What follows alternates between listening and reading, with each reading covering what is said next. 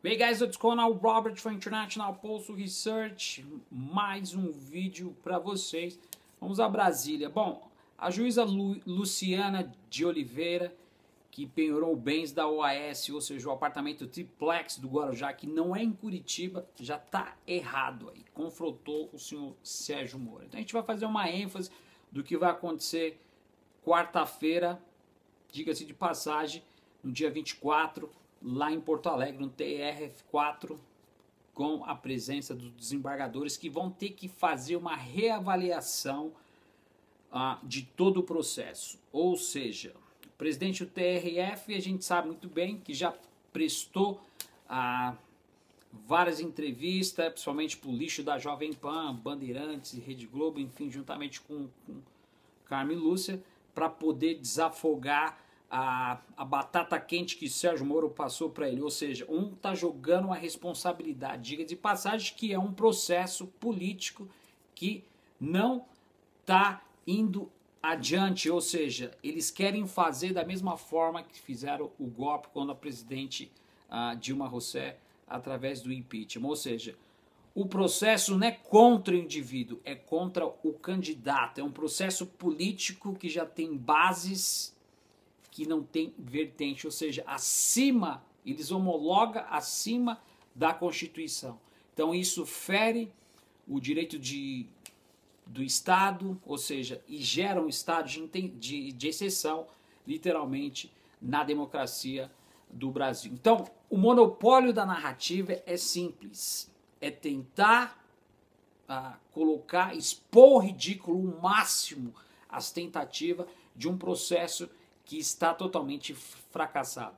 De acordo com a juíza de Brasília, Luciana de Oliveira, ela penhorou o bem que não pertence ao ex-presidente Lula, a gente sabe disso, ainda confiscou 10 mil, ela bloqueou o bem, literalmente, da OAS que está aí engajada. A gente vai preparar alguns vídeos explicando o porquê dessas companhias, principalmente a Odebrecht, que é uma das maiores companhias do mundo, e qual é a relação com o capital estrangeiro, com a oligarquia dominante, ou seja, o capital estrangeiro que está por detrás dessa predominância desse golpe no Brasil. Ou seja, a história do século XX, ela demonstra o estreitamento entre as relações dos setores estratégicos dos países latino-americanos com os Estados Unidos. Os Estados Unidos costuma abrir caminho para golpes de Estado e assim estimula mudanças políticas e econômicas favoráveis aos interesses da Casa Branca. A gente sabe o que está acontecendo. Aconteceu no Chile, está acontecendo em Honduras, na Argentina, mas o Macri a gente sabe que é o único presidente, juntamente com Michel Temer, que faz parte desse acervo e usa o superávit primário. Ele está aí seguindo à frente, já fez a reforma da Previdência, aliás, e está aí fazendo um consenso de Washington para acabar com a população, já que se colocou mais de 5 milhões de pessoas abaixo da linha da miséria. O golpe foi dividido em 3 partes. A ideia é, já que Sérgio Moro não conseguiu provar, a gente sabe que esse processo é um processo político para não viabilizar literalmente a presença do candidato Luiz Inácio Lula nas eleições de 2018, ele desconfere a Constituição e rasga literalmente a democracia do país. Ou seja, alguns anos atrás, no Chile, houve a mesma coisa. O presidente Salvador Allende foi morto durante o golpe militar. No lugar dele foi colocado Augusto Pinochet. Lembra que eu já comentei para você? E ele se tornou parceiro dos Estados Unidos. Ou seja, a partir desse momento, Pinochet começou a abrir as portas, não por livre comércio, começou a fazer parte de um sistema vinculado com os Estados Unidos para poder o entregadorismo entregar o Chile para os Estados Unidos, ou seja, para a elite dominante, não a população que mora aqui literalmente. Então aí abriu as portas para privatizações, enfim, em todos os efeitos, acabando com todos os recursos naturais, privatizando grandes empresas. Isso foi o que aconteceu no Chile. Também a gente vê a incidência no Brasil com o dedo de Washington para poder desvincular. Ou seja, existe um monopólio na narrativa. O TRF4 está convinculado, ou seja, está vinculado com o Sérgio Moro dentro de parâmetros para poder suprir as necessidades de Washington, do consenso de Washington, já que eles não têm um candidato para poder bater de frente, literalmente, com um candidato da esquerda que tem propostas de ações sociais, enfim, propostas para a população, isso não vem ao caso. Uma das coincidências que nós também já passamos, e você acho que já sabe, foi a do Paraguai. O que aconteceu?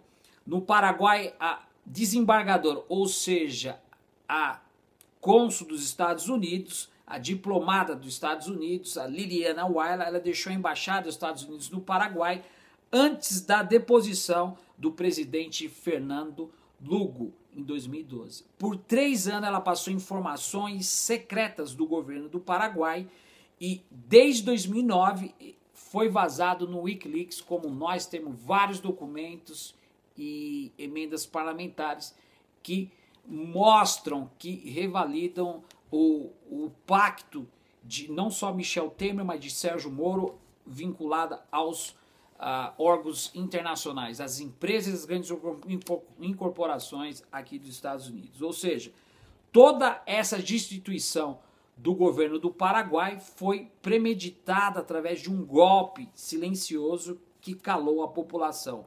Com a consolidação do golpe do Paraguai, em menos de 48 horas, Liliana Alaide assumiu a embaixada dos Estados Unidos no Brasil e esperou nitidamente o impeachment da senhora Dilma Rousseff. Ou seja, essa ideologia de ódio que foi colocada na mente das pessoas está favorecendo não só a mídia, mas a extrema-direita que não quer ver a população seguindo adiante e recebendo as ações sociais. Não quer ver uma política de ação social para poder se desvincular de algo que vai trazer não benefício para o proletariado, mas sim para a elite, para o rentismo e o capital estrangeiro. Uma outra coisa interessante que a gente gostaria de fazer um levantamento, a gente vai mostrar para vocês o porquê que Sérgio Moro sempre está aqui nos Estados Unidos prestando conta. Ele já fez palestra na Columbia University, no Notre Dame, já fez na Universidade de Chicago, em Harvard, eu tive a oportunidade de estudar, mas ele vem falar para uns gatos pingados e recebe premiação. Isso faz parte tudinho de um sistema para poder desvincular a população, ou seja, a justiça ela se manifesta no monopólio de narrativa e assim elas vão, através da psicologia dentro dos paradigmas, vai criando aquele ódio. O ódio não motiva o amor, o ódio se motiva bem mais fácil do que o amor, ou seja, a psicologia é incuminada na população no estado de exceção dentro da sociedade. Ou seja, se a gente fosse fazer uma análise aí, ó, só para você ter uma ideia, vocês conhecem, já ouviu falar no Jovelino Mineiro? É um laranja. Esse cara tem como dono um apartamento na França que é do ex-presidente Fernando Henrique Cardoso, que quebrou o Brasil 3 vezes. Ou seja, junto com os filhos do Fernando Henrique Cardoso, eles também têm uma fazenda em Buritis. Ou seja, ele não tem só um apartamento na França, que fica lá na General Fox, em Paris, na França. Parla francês? Oui? Não? Então, ele tem um outro na Espanha. Aí a gente não vê a coerência da justiça. 2 apartamentos que ele tem, que é literalmente do ex-presidente Fernando Henrique, levou todas essas ideias neoliberais para fundar o Brasil, faz parte do CFR, como já falei, depois eu não vou entrar muito em detalhe, só para você que está acompanhando, e ele embolsou nada mais o que ele fez uma estratégia, gente, junto com o Banco Itaú, mais de 500 milhões para poder se reeleger novamente. Vou deixar um espaço na retórica para vocês que estão acompanhando o International Post Research para que vocês possam realmente se conscientizar de qual que é a ideia da plutocracia e do Baraná de São Paulo, Rio de Janeiro, ou seja, da mídia, da elite brasileira que comanda o Brasil, ou seja, os rentistas. Eles não querem um candidato que sirva à população, que principalmente distribuam renda, que principalmente trabalhe no lado social da população. O Brasil hoje está com as contas colapsadas, a União, enfim.